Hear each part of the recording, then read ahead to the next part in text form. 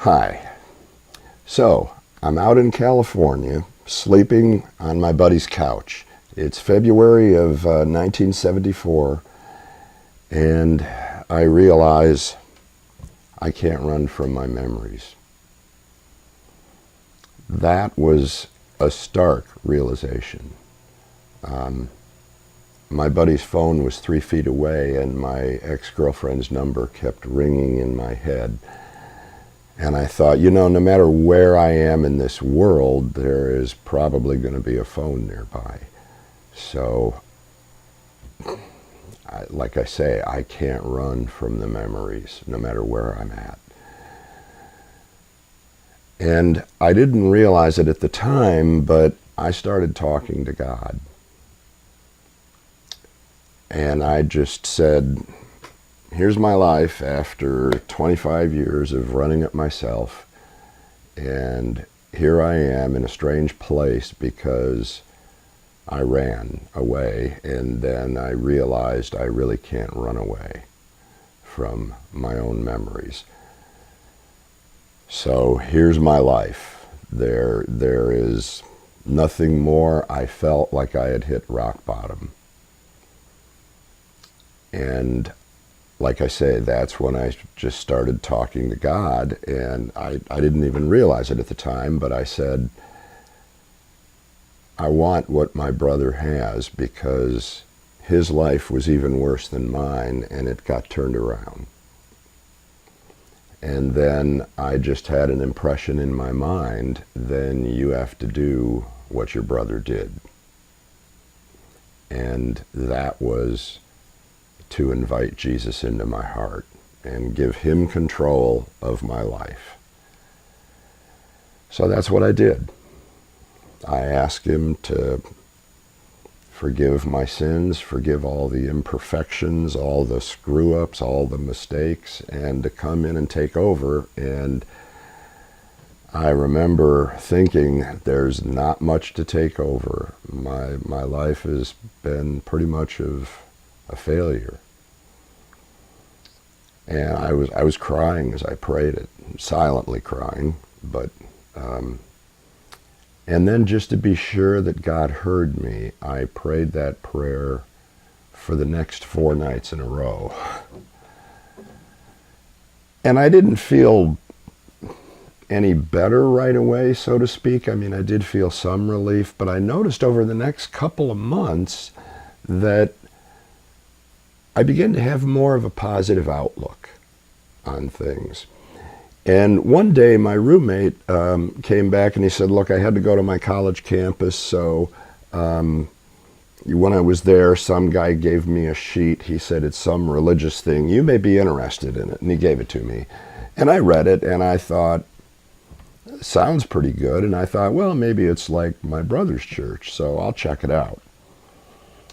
So I checked it out, and it was nothing like my brother's church, but it was really cool. It was an old converted fraternity house right by UCLA, and there's a village there called Westwood Village, and this old fraternity house was in Westwood Village. And when I went there, they had a meeting in the living room and the dining room. Now, the living room and dining room were connected like this, and the speaker was here. And so kids were in the living room and in the dining room, and they were all 20-somethings, and so I thought, well, that's pretty cool. And they had a guy with a guitar get up there, and he sang a few songs, which was pretty cool. And then they had a teacher come up, and he taught. And I later found out he was one of the teachers at this school, because this old converted fraternity house was actually a school to about 200 college-age kids. And what it was is they prepared you to defend the Christian faith in a rational, credible way, so you could then go back to your college campus and make a rational, credible presentation of the gospel. 50 people lived in the house itself. They had a woman's wing and a men's wing. And then on Wednesday night, they opened it up to anybody that wanted to attend. So I attended, and what I noticed is the teacher who was teaching was answering some of my deep questions that no other Christian had been able to answer, but he was doing it in the process of teaching about something else. And I thought, wow, why didn't I hear this before? Now, I don't know if I would have listened before, but I was really listening, and it was really making a lot of sense. And I thought, you know what, maybe my questions weren't so deep after all if this guy's answering them while he's teaching on something else. And so I kept going there, and one Wednesday night I had a couple of questions for one of the teachers afterwards, and so I went up and I asked my questions and he answered them. And then he said to me, "Oh, wait a minute, let me ask you a couple of questions." And for the next half hour we talked. Now, there were other people behind me that wanted to ask him questions, but nobody was, saying, "Hey, come on, hurry up." In fact, most of the people just left. And he started asking me questions and then pointing out in the Bible where the answers were. And I finally told him, "Hey, I did that 2 months ago. I did that on my buddy's couch. I invited Jesus into my life." And he just looked at me and he shook my hand and he said, "Well, you've been part of God's family for 2 months." And I had no idea that that was what it did. I went out of there flying. I mean, I felt great. So I kept going back, and eventually I started to meet some friends who were also going there on Wednesday nights, single guys and single girls, and we just started palling around together. And so it was really great to have a lot of Christian friends that were right around my age, and they eventually invited me to their church. Now, again, church to me was like, whoa, wait a minute. But I went, and I was amazed. This church was not like the church I had grown up in. Yeah, they had some modern music, and then they had a little time of teaching, and then they had a time of sharing, where they asked people in the audience, "What would you like us to pray about in the coming week?" And people actually raised their hands and said some pretty intimate things. I was shocked. And so the pastor was writing them down, and they had people pray for him afterwards. And I was just kind of blown away. I thought, wow, this is really cool. I mean, these people really feel like they can open up their hearts to, I don't know, 100, 150 people. And so I kept going there with my friends, and then we decided afterwards on a Sunday night to go out and have some coffee. And then we just started doing things together. Going back to when I first became a Christian, though, after I invited Jesus into my heart, I had two prayers. The first prayer was, find me a godly wife who can break the power of these memories. And my second prayer was, I'm a scientist. I have a scientist mind. So I know if I'm going to continue to serve you in any way, I have to objectively know that you exist. And to the first prayer, I felt he said to me, I'm preparing a woman for you, but get to know me first. When I thought about that, I thought, well, shoot, that's not what I wanted to hear. I wanted to hear, yeah, and you're going to meet her tomorrow night. But I thought that sounds logical. It sounds right. So I said, I'll dive in getting to know you. With my second prayer, he kept bringing people into my life, mostly at the powerhouse, that would answer some of my questions, but they would say, hey, you ought to go to a Christian bookstore and get this book because it really answers that in detail. That started my study in apologetics, which is a study of the defense of the Christian faith, and it has never ended. And when I started learning all this stuff, in the first few months, my first real reaction was anger. Anger at the church that I grew up in, that they didn't tell me this stuff. Because it was making all sorts of objective, logical sense. I got over that because I realized, well, either they didn't believe it or they just didn't know it.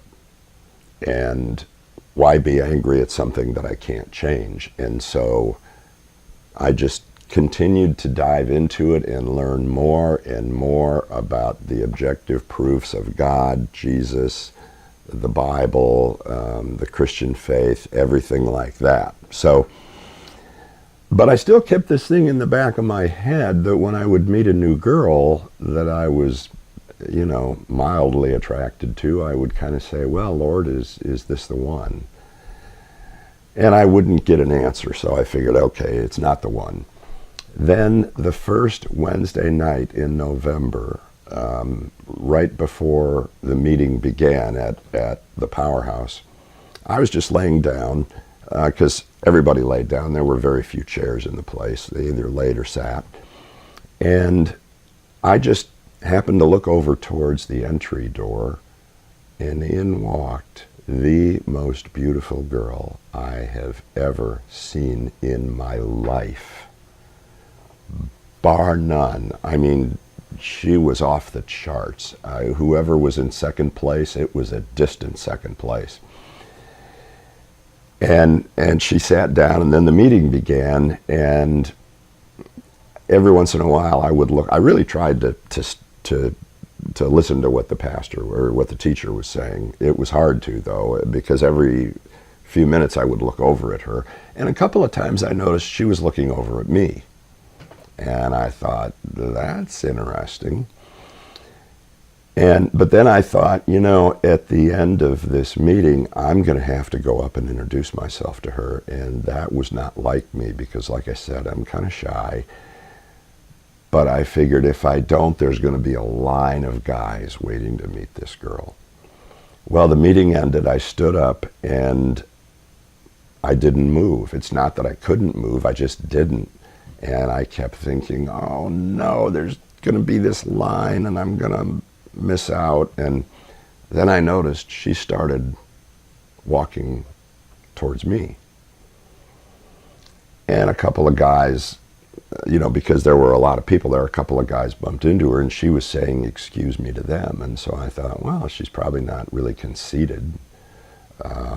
Otherwise she wouldn't say that. And then she kept getting closer, and it's like the devil was on my right shoulder and God was on my left shoulder. The devil would say things like, she's beautiful, you're a dork. And the devil would say, you're my creation and I created you handsome. And then the devil would say, yeah, but you're just not that lucky. And then I would hear this voice saying, luck has nothing to do with it. If this is God's will, it's going to happen.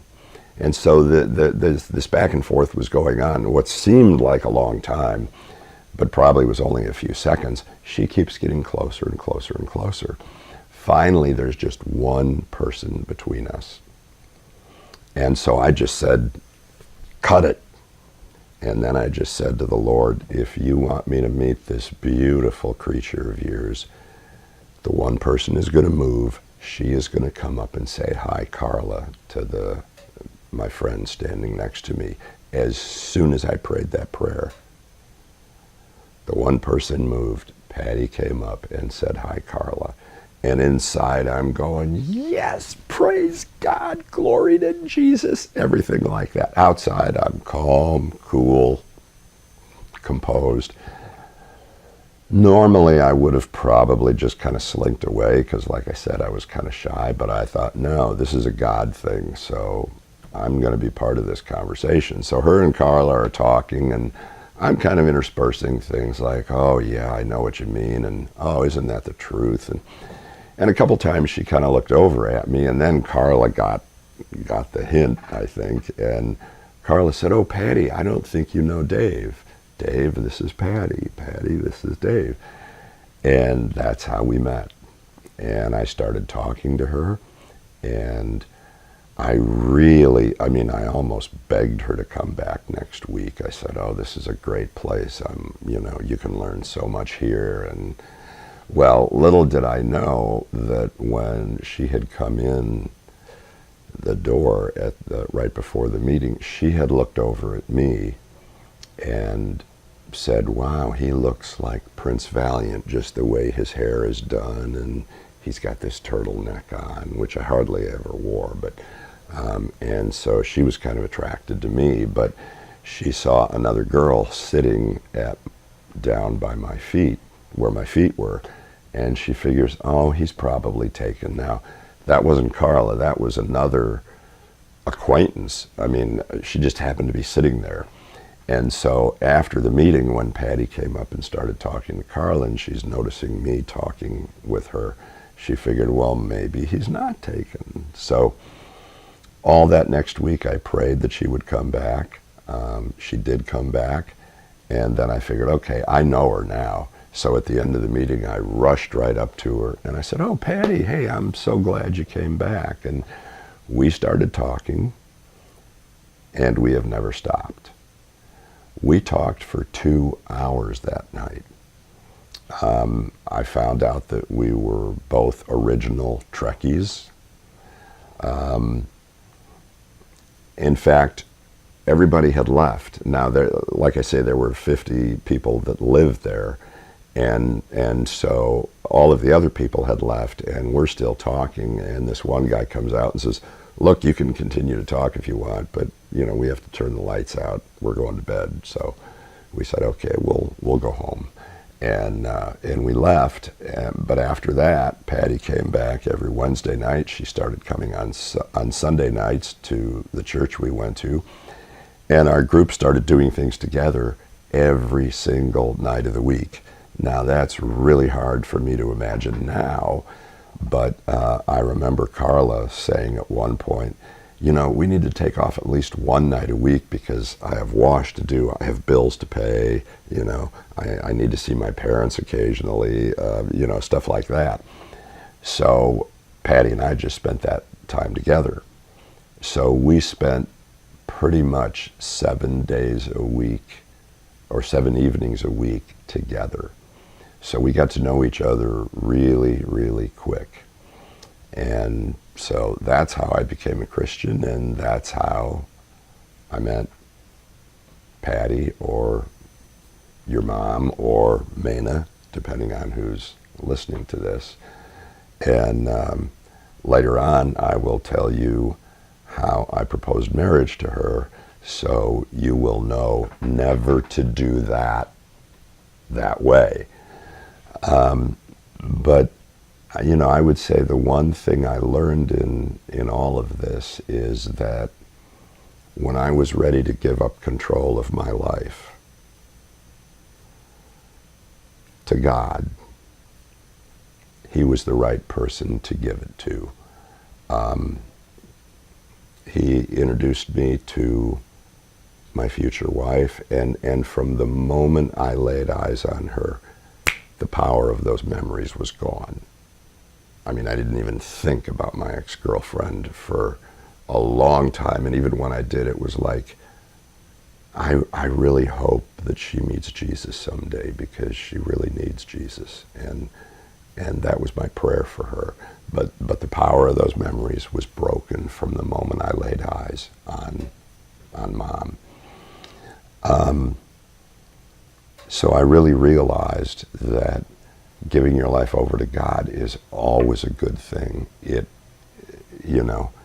He will make you into the person that He designed you to be in the first place. And that was a real important lesson for me to learn. Part of that learning process was my second prayer, which was, I need to know that objectively that you exist. And He has been proving that for over 40 years. I'm still learning apologetics. Now, in the last 20 years, I have begun to give that back in terms of teaching at the local church and now that I'm retired, teaching on my website. So, whatever you give to God, He will make blossom. See you next time. Bye-bye.